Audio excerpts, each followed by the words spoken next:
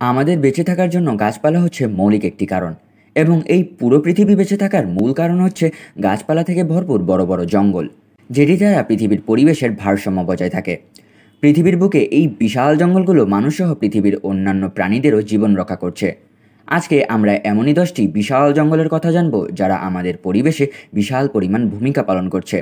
তাই আশা করি পুরো ভিডিওটি জুড়ে আমাদের সঙ্গেই থাকবেন।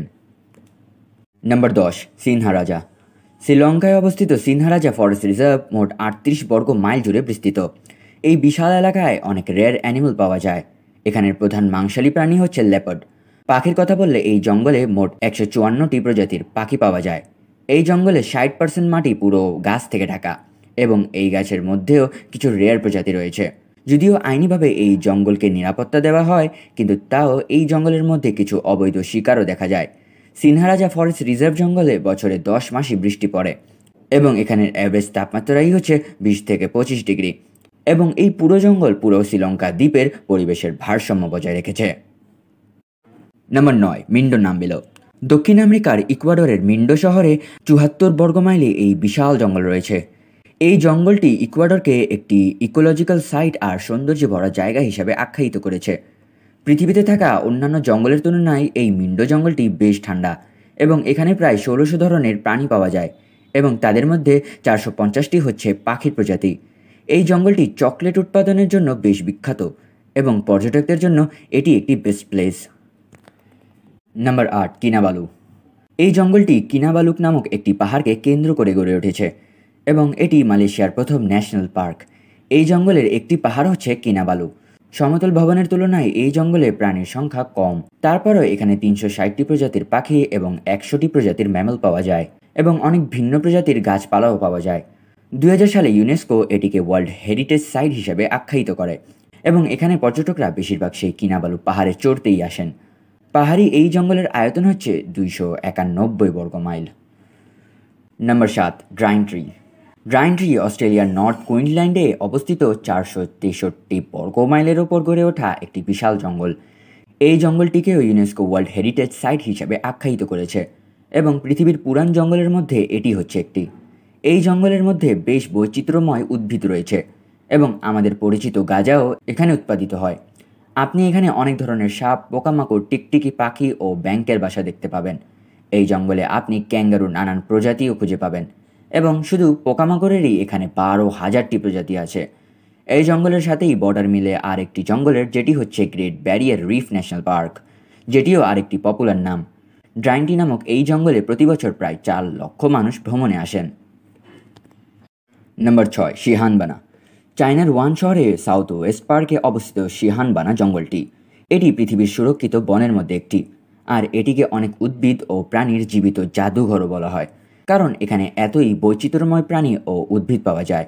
শিহানবানা এই জঙ্গলে মোট 3500 রকমের গাছ পাওয়া যায়। এই জঙ্গলে কয়েকটি এন্ডেঞ্জার অ্যানিমাল যেমন Asian elephant, Indo Chinese tiger ও গিবন্সের দেখা মেলে।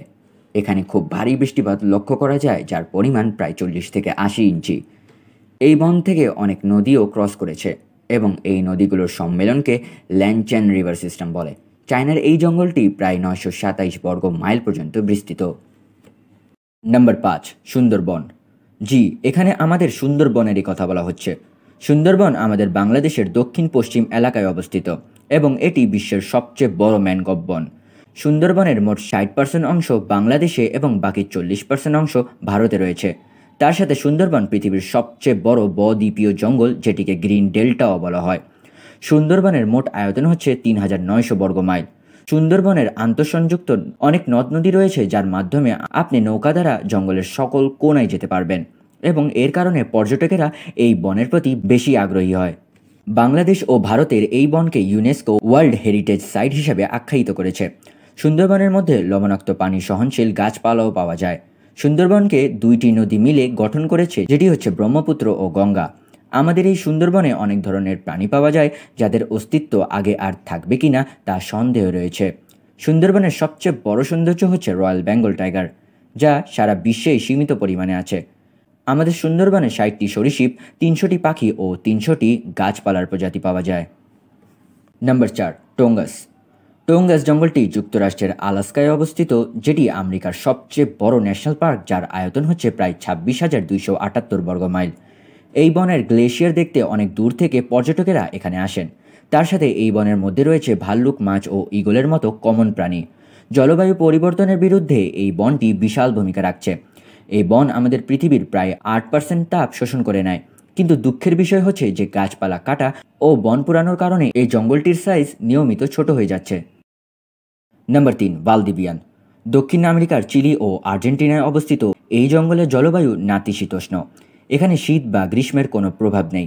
ভালদিভিয়ান নামক এই জঙ্গলের সীমানা পশ্চিমে প্রশান্ত মহাসাগরের সাথে মিলে। এই জঙ্গলের মোট আয়তন হচ্ছে 95,800 বর্গ মাইল। এই জঙ্গলেও ভারী বৃষ্টিপাত লক্ষ্য করা যায় এবং এই বৃষ্টিপাতের কারণে এখানে প্রচুর পরিমাণ কাঠ জাতীয় গাছ উৎপাদন হয়। তার সাথে এখানে আমরা গাছের অনেক ধরনের প্রজাতি পাই, যা খুব ধীর গতিতে জন্মায়। আর এখানের গাছপালাগুলোকে কাটার দুঃসংবাদ আমাদের কাছে নিয়মিত আসছে। এই কারণে এই জঙ্গল নিজের সৌন্দর্যের ক্ষেত্রে বিপদে আছে। দক্ষিণ আমেরিকার এই জঙ্গলে বিশ্বের সবচেয়ে ছোট হরিণ সাউথার্ন পুডু পাওয়া যায়।